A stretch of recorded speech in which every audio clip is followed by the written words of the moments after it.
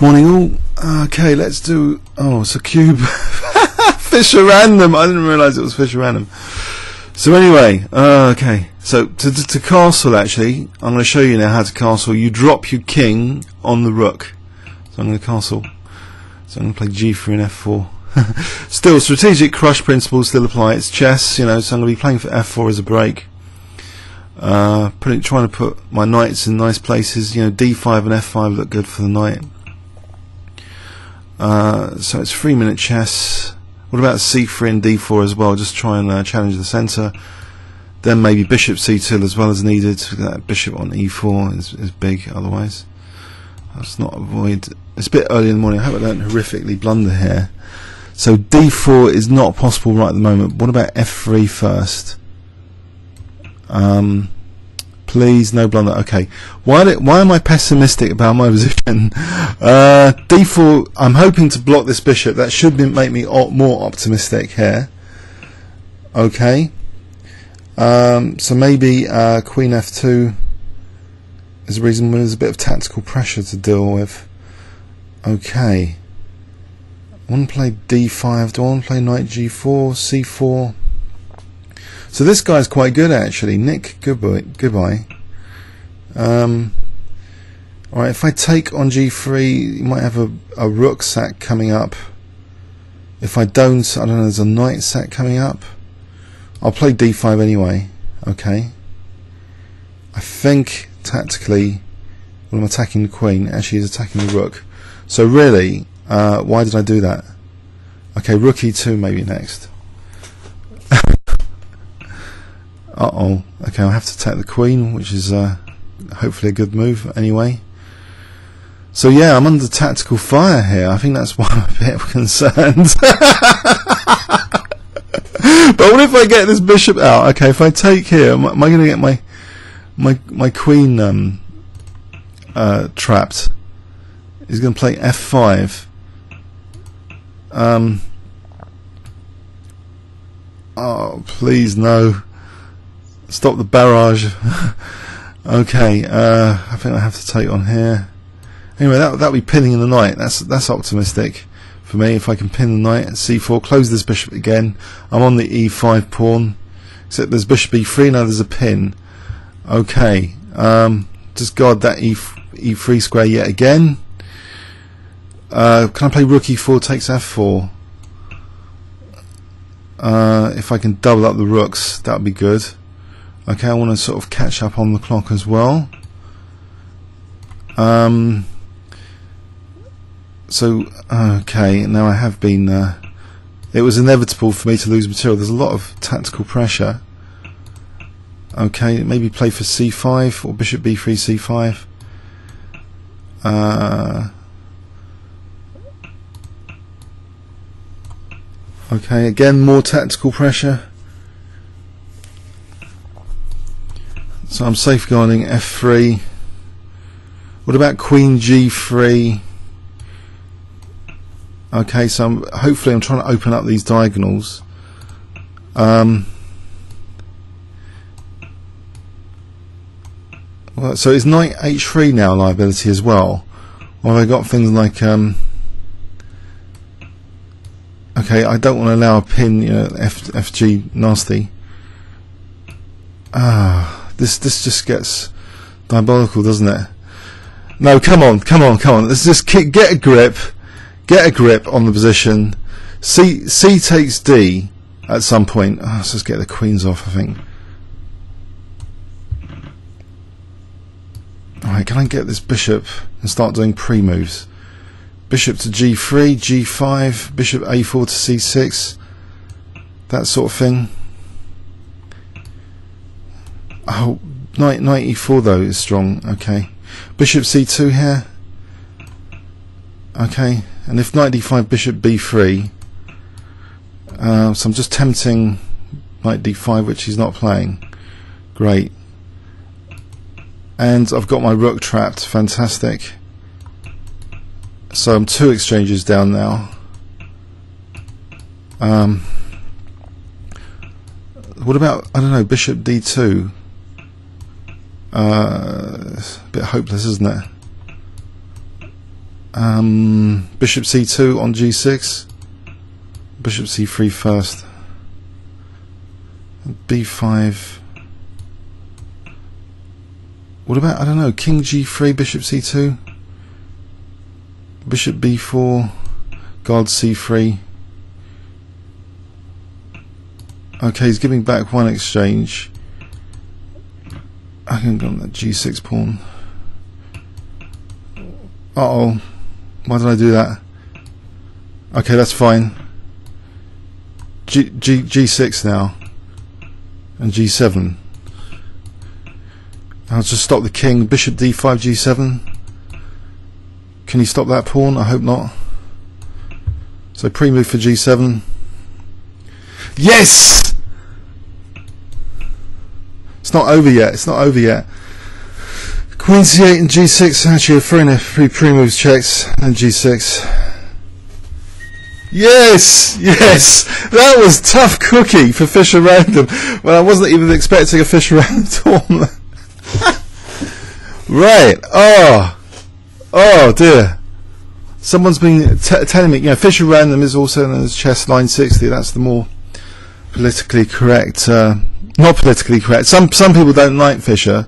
That's the more Fischer avoiding term, but it's Fischer invented it as a way of avoiding the need for too much opening preparation and making sure there were no kind of setup games where both sides could invent a game beforehand and agree a draw, for example, or by having a random position.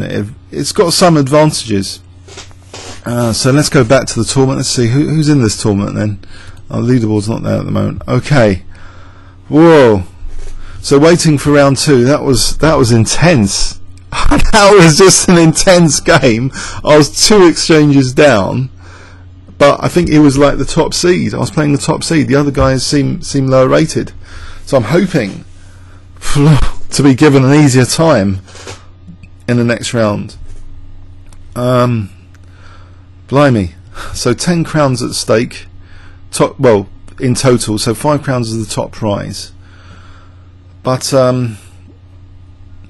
okay, so I don't know. Central control, strategic crush is the principle transcending both chess and chess Fischer Random. For me, anyway, I could get reasonable games. Reasonable.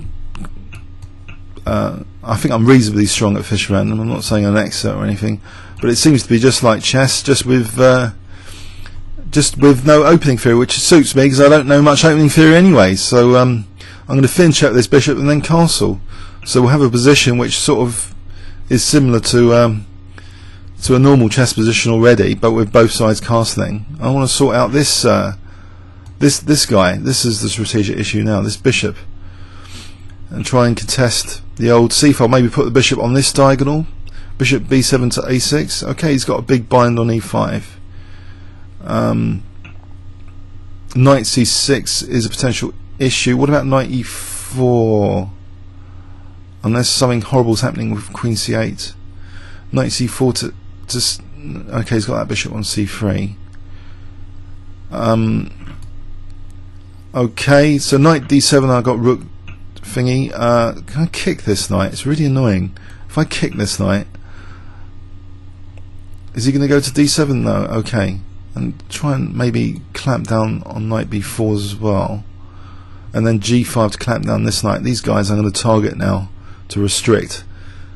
So bishop a6 is also okay. He's going to get all the rooks off, but then bishop a6 might give me a small edge here, I'm hoping. So pressure on e2, potential pressure on d4, maybe b5, b4, a bit of squeezing over there, a bit of squeezing over here as well. G5, then I get a pawn to b4.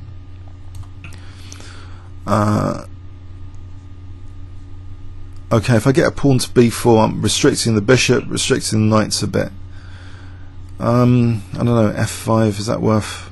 If he plays f3, he's blocking in his own bishop. Okay, but it might be good undermining. But I'm on d4, so I can try and close that bishop up, and these breaks now. I know he can get a knight to f4, so I've got a 30-second time advantage. but f4 is covered, so I'm going to squeeze this bishop as well. A lot of squeezing in this game so far, isn't there? So I think I could take that knight safely. This knight should be good because this bishop, one of these bishops, is going to be bad. So I'm hoping my mine pieces are better. But is it worth marching the king, say, to b5 to play a4, or bishop b5, a4, a3? I don't need to sort of do anything too rash here, I think. In fact, if that knight's stumbling around, let's just improve the king. Oh, okay. I think that's his better bishop because these pawns are on the same colour. So if we go back to our video, knight dominating the bishop. So my bishop, I think, is better. But do I want to keep the knight on? Maybe it's good torture opportunities if I keep the knight on. I think I will for the moment. Maybe I'll go to f3, but no, I'll lose d5. So for the moment, if I take, okay, let's keep the knight on.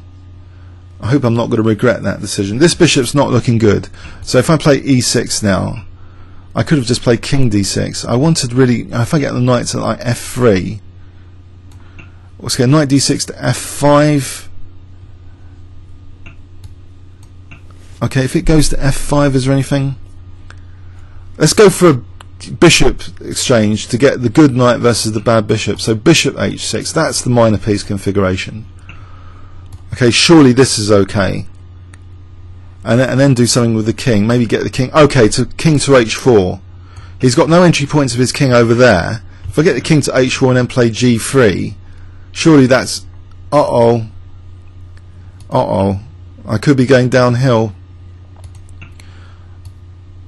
Okay. The knight's going to have to sacrifice itself. He's going to play bishop e7, isn't he? No, he hasn't. Okay, can the knight remain as a blockader?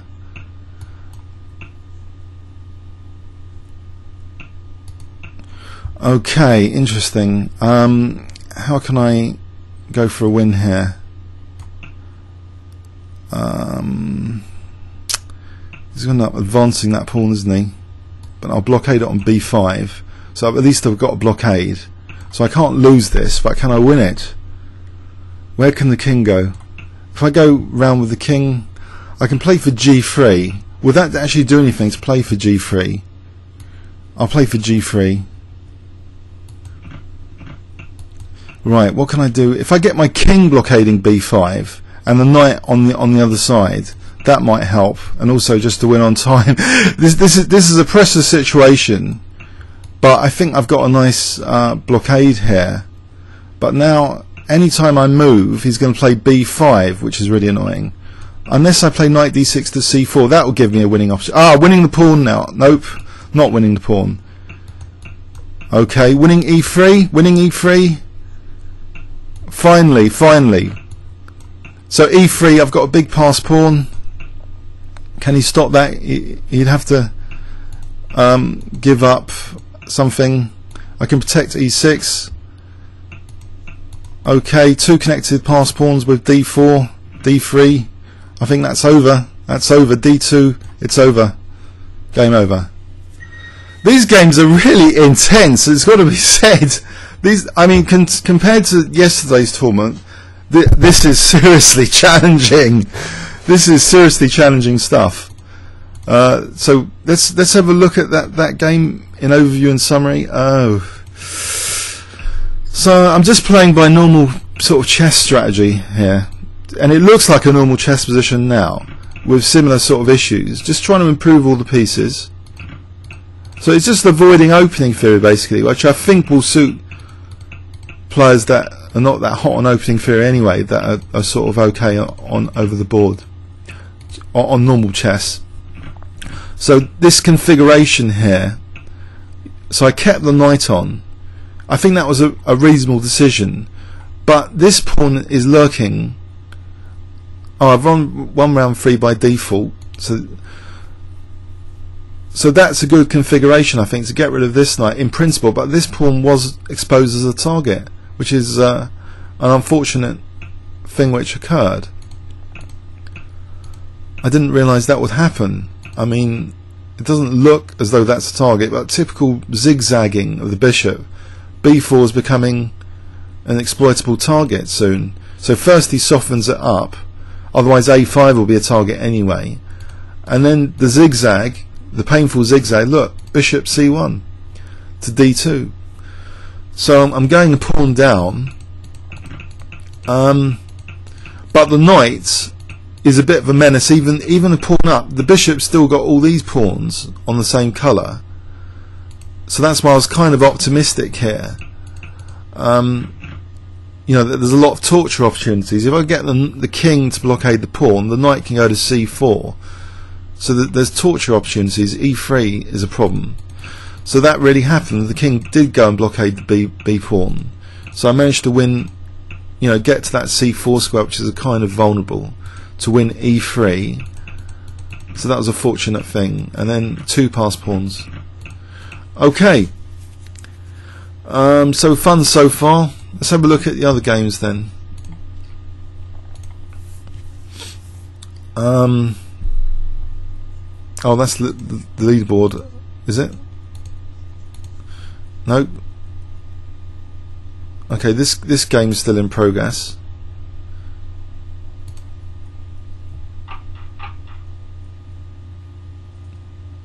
So what's going on? Oh, it's 2 minutes each as well. So this Nick guy, I mean, he seems very, very strong, actually. But Rizard seems to have a nice position against him. Actually, Nick's king on f1 doesn't. I don't know if he's castled yet. That's one thing to determine. Has White castled yet? Can White legally castle? e3 is terribly weak. Backward pawn, semi-open e-file. I mean, there's also knight g4, which is more direct, just to munch it up. I mean, maybe knight g4. Okay, so he's castled now. So what are the prospects here? This bishop has to maybe get out h6, bishop h7, then castle. Then it could overprotect e4. There's overprotection of e4 here for black. All the pieces will be kind of useful. So bishop h7 coming up, I think that's a good plan for white. And this queen looks a bit useless at the moment. Whoa! Whoa! What's this? Can't give up 2 pieces for 2 knights for a rook. Oh no, he's winning the rook with check. Whoa! Nice tactic. Oh, just that was a blast, wasn't it? So this guy's dangerous tactically, this Nick guy. I'm just not awake, so yeah.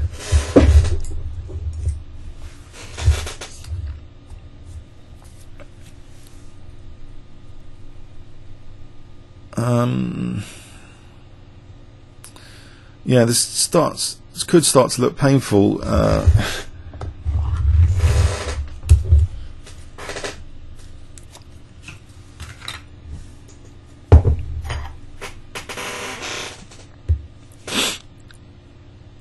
So Rizard's only 48 seconds exchange down, but he's got a good control of e4. His king is not in a great position though. The f-file is a bit dangerous. This queen, you know, when that starts wreaking havoc, I mean, it can glide along the light squares. Eventually, you know, get onto the light squares.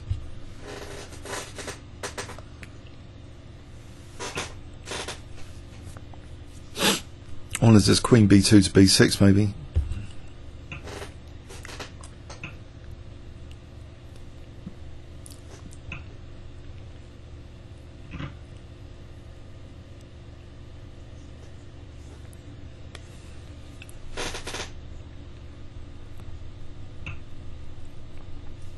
Yeah, queen b6.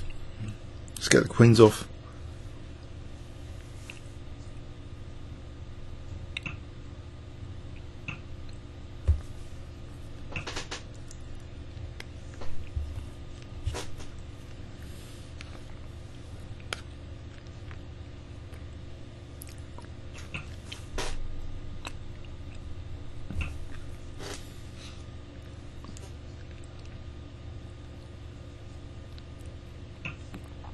I think someone was asking on YouTube just yesterday, what have I got against Fischer Random?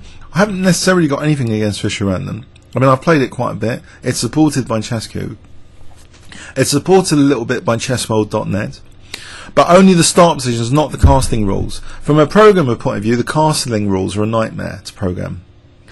But otherwise, you know, we've got all the positions, the start positions. Okay, the purists are going to say, you know, that's shuffle chess. It's not Fischer random if you haven't implemented castling. But even the purists, there's a subset of about 50 positions which the normal castling of chess applies. So that would still be, in effect, supporting Fischer random for the subset of the 960 positions with the normal casting rules of chess world still working. So in a way, a subset of Fischer random technically is supported by chessworld.net as well. I know a lot of sites try and eventually support variants in general. I mean, variants are fun for juniors. Well, you know, I think the most attractive chess variants is exchange chess, and you've got variations of exchange chess. You've got exchange chess with checks, so you're allowed to drop in checks. And actually, Andrew Stone's one of the top exchange chess players. He got to play Aronian, and it's on YouTube in exchange chess. But as far as the most respectable variants of recent time, Fischer random, obviously it's been supported by ChessBase, etc. It's the most respectable variant of chess. So I haven't really got anything against it. Especially, you know, Blitz, Bullet, it's another sort of way of making sure also you're not going to be up against an engine user, because there's no time to set up any positions, I would hope, if anyone wants to cheat on this. But you've got to look out for these pawn moves, like this hitting a7. These bishops might be, it's a quick check-in at the start. So it's got a lot of things going for it. So can I get any control of the centre here? Maybe d6, c5. So my opponent's 1958. Okay, what do I want to do with these knights? Maybe d5 actually. I know, wasting a tempo, but I want to sort of make sure I know what I'm doing with the position. So f5 blockade square. Maybe b6. What do I want to do with the king? Castle on this side. So g6, queen g7. That helps the f5 blockade, and then castle, I think. And then play for c5 like a French defence later. So it's a sort of French defence with f4. Bishop on a1's hopefully not going to be that hot. So it's clamping down on my c5. Can I slowly prepare it? If I play h5 and knight f5. Okay. Maybe this bishop can go on this diagonal. Bishop a6. Okay. What do I want to do positionally? This bishop. Do I still want to play for c5?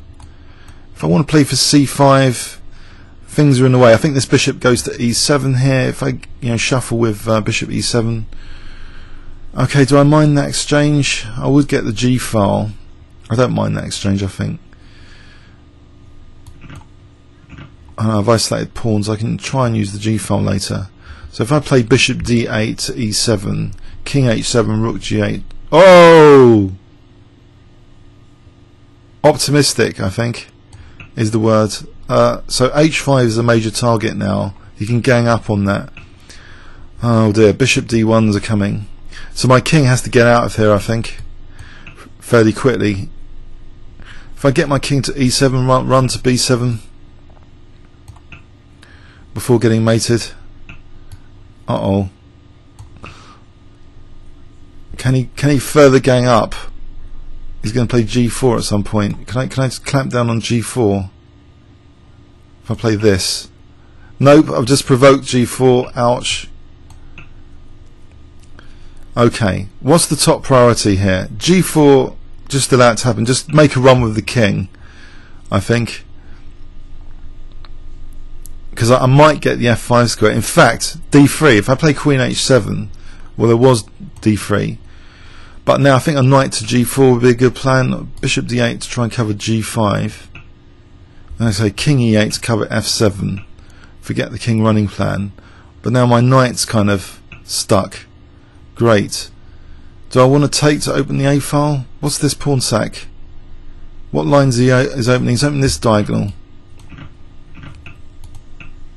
If I just go over here humbly, hope for the best. If that bishop g5 and f4 to liberate the queen to get to e4 later. So queen g6, bishop g5, f4. Do that rather subtly. Nope, hang on, I'll take here first. So this diagonal might be good with bishop c6 anyway. He's going to play d5, trying to blast open the position, I guess. He's going to let me play bishop g5. He can't support it with h4.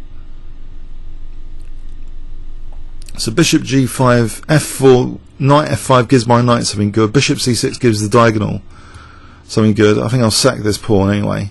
Liberate the position. Okay, so bishop c6. Okay, I think king back. We get the king back over here before bishop a3 sort of gets my king in the centre. I want to get this guy off because this knight hopefully is better than that bishop. I get a couple of bishops off. That can't be bad, can it? To have the knight on f5. Uh-oh. What am I doing with my king? Uh-oh. Can he coordinate h4 knight g3? Hang on. There's a cheapo here. h4 and knight g3 if the knight wasn't pinned. Okay, let's get rid of this rook. And we're running into time pressure. Okay. There isn't bishop a3 there, is there? Is there knight g3 and queen c5? Knight g3, queen c5 now. If he's not careful. So where's the queen moving anyway to stop? His queen's trapped! The queen's trapped! There's no queen d6. Okay, he's got I don't know if I should have allowed that because knight g3 actually would have been strong. What about h3 here? I'll keep that pawn for h3. So I'm 10 seconds ahead. Please don't let me fluff this. Queen d1 pre-moves. e3 e2. Okay, he's left the rook and free. That helps. So queen this guy. These games have been very, very challenging. It's got to be said. Okay, I think now I'll just queen this with pre-move. Is he going to resign? I'll just stick in a check.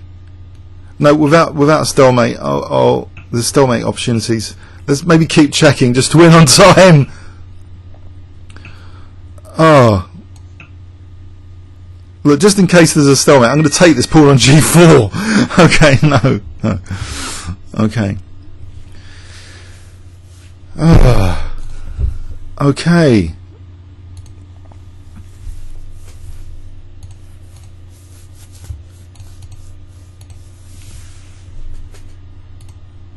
So that was an intense game as well. So this is a round robin, so that means you get to play in a round robin all the other players in the tournament. So if I win my next game, hopefully, I think I might already have a share of first, but if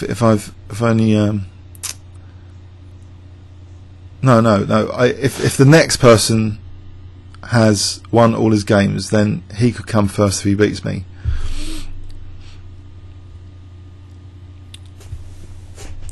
Okay, but who haven't I played? Is it memory like a sieve? Who haven't I played? We can tell from the tabs. So I've played Jilanov, I've played Nick Goodbye, Rizard. Okay, so I haven't played this guy, D-A-G-H.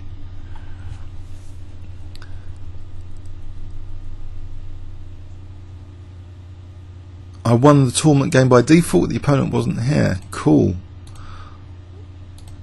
I mean, cool for winning the tournament. I mean, shame. Let's have a look though at games in progress then for the final round.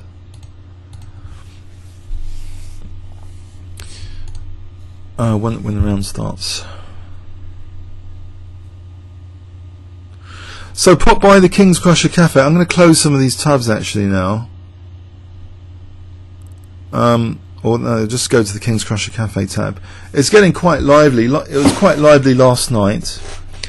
There's a new Ivanchuk video I've been discussing. It's great to discuss things with you guys in real time. So yeah, pop by the King's Crusher Cafe. You can have it on login if you go to your settings, which is this button at the bottom here. I hope you can see it on my mouse. Then there's community tab. So settings, let's go through that again. Community tab, and you go and you tick the King's Crusher Cafes at the bottom. So you give that a tick, okay, and then you click OK, and then on login you'll get the King's Crusher Cafe. Let's reject for a moment. I just want to see the result of this tournament. Okay, there's a game to view here. So Nick Garby versus Enlov is still in progress. So that was quick for the other one as well. Okay. I think this Nick Garby, he's dangerous. 2213. Tournament end general 2213. But he's under pressure here. Look at this pressure. This c3 looks miserable. This bishop. Whoa. Oh, this looks nasty. Oh, d3. Oh, this is the sort of horrible stuff which you wouldn't get in a normal chess game. The h1s and pre. It's a total disaster. I mean, the amount of disaster that can occur is quite a lot compared to normal chess. So yeah, I think that concludes the tournament. 5 crowns, excellent. First Fisher Random tournament on video for this channel. Hope you enjoyed it. Pop by the King's Crusher Cafe if you want on Chesscube. Thanks very much. Cheers.